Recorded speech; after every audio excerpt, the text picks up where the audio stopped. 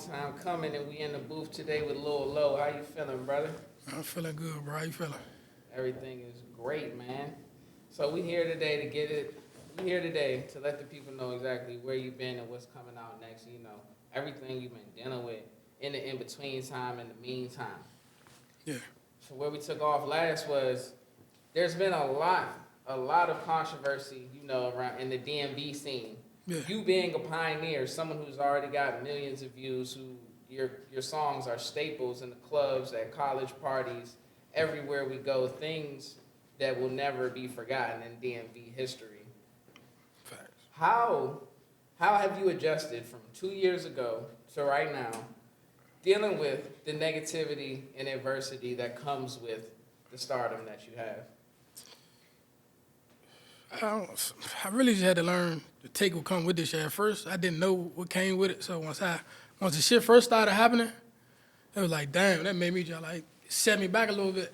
Cause I'm like, oh, you got this motherfucker saying this, and you got this motherfucker saying this, and you got 1,000 other motherfuckers saying a whole bunch of other shit. And once everything happening at once, I don't know how do I put that? I don't want to say it made me like go on the hole, but it just made me, fall back a little bit from everybody. I fell back from my damn self. And that was my problem. Like, I was worried about what he was saying, she was saying, what they were saying, and I shouldn't have been doing that. I should have just kept doing my thing. So,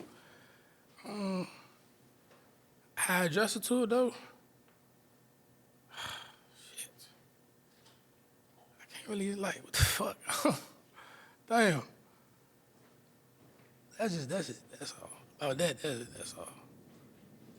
And so, granted, everybody has their own opinions of everything going on.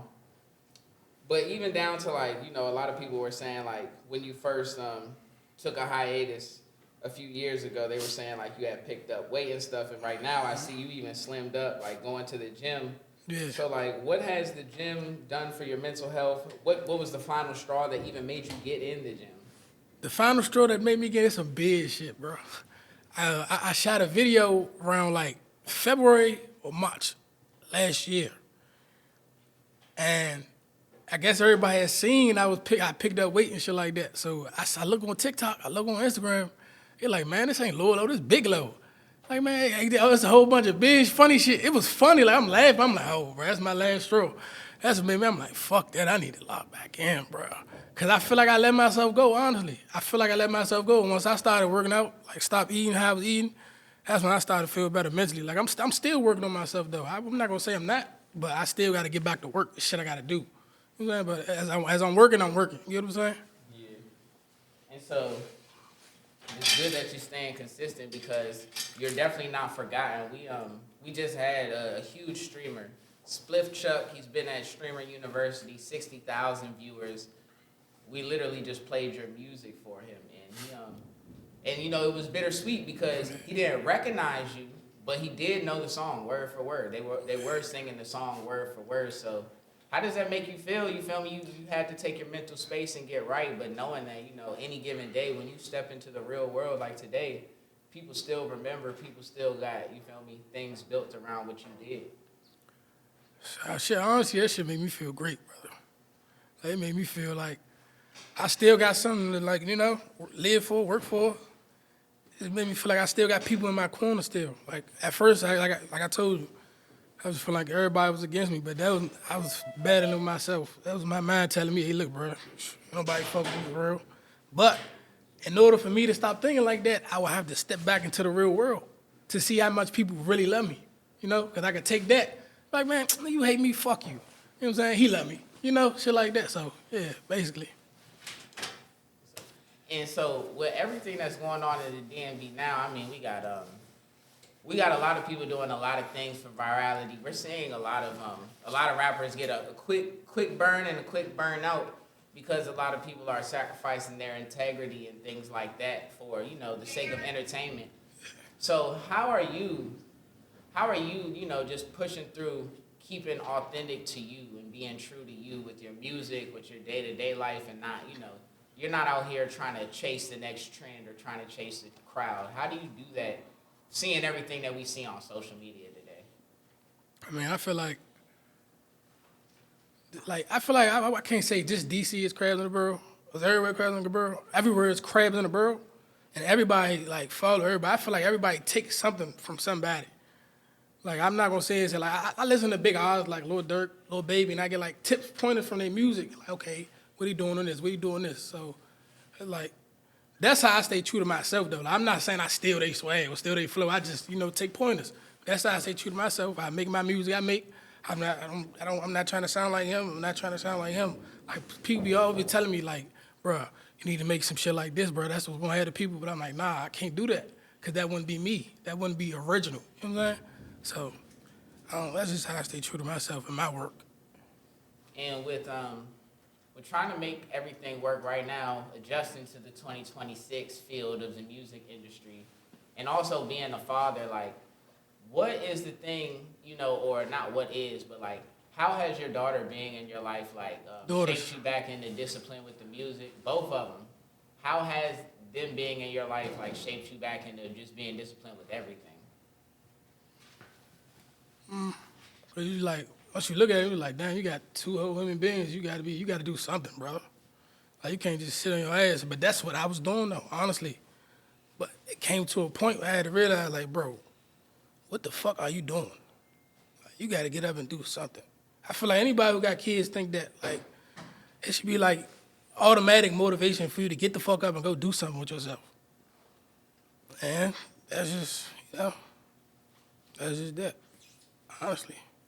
And so, social media wise, 2026, what are your plans as far as getting online? When we get on TikTok, there are literally hundreds, if not thousands, of kids making TikToks to stake out and other songs that you have. But with you not being on TikTok, so fully capture all that momentum, you gotta let us know what is your plan to get on the other platforms for this year, streaming, TikTok, whatever. See, my plan is I got a song right now. That I actually made for TikTok. So I'm gonna get more into the content world of a rapper, Cause I wasn't really on that at first, but that's what I'm gonna do. I'm gonna like post on TikTok or collab with this comedian or this streamer or this dude. Just get out there, get out in the world, and do shit. That's how I get myself back, like social media wise. Yeah, I definitely do. And do you ever feel an obligation to the younger generation, specifically the young men? You've made a way.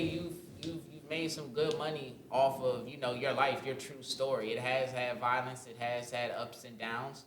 But equally, while telling your story, the youth can easily misconstrue that for you glorifying crime and things like that. So if you had a message to the little bros out there in the streets running around right now, what would you tell them to keep them on the straight and narrow? Man, shit. What I would tell them is, I would say, look at my story, and look at where I came from, look where I'm at now. Because I'm not gonna say I had it hard, I had it easy. Everybody gonna grow up and do shit and get into shit. Especially if you live in DC or Maryland, wherever. Like you're gonna be bumpy roads, you're gonna do this, do that, you probably gonna get in trouble, you're gonna run into the law a couple times, shit gonna happen. But what I would say is, try to stay away from shit like that. Like try to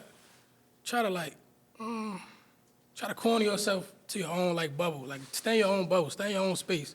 Cause once you hang around the wrong motherfuckers, all it takes is that one day in that one situation for your whole life to be fucked up. That one day in that one situation. And after that shit, your whole life fucked up.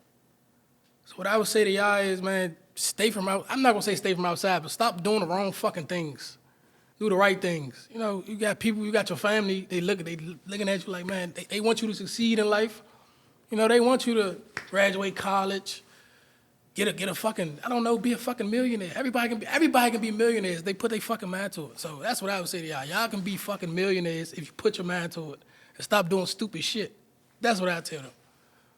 Okay. And so let us know what music you got coming out next, what's coming for 2026 and where to find you at. I actually got a tape about to drop soon. It's supposed to be called 2026, but it's just called Purple. It's called Purple. I'm dropping it. Who gonna drop? February 10th. February 10th. I'm driving to tape February 10th. And I'm gonna have like, video shit coming out.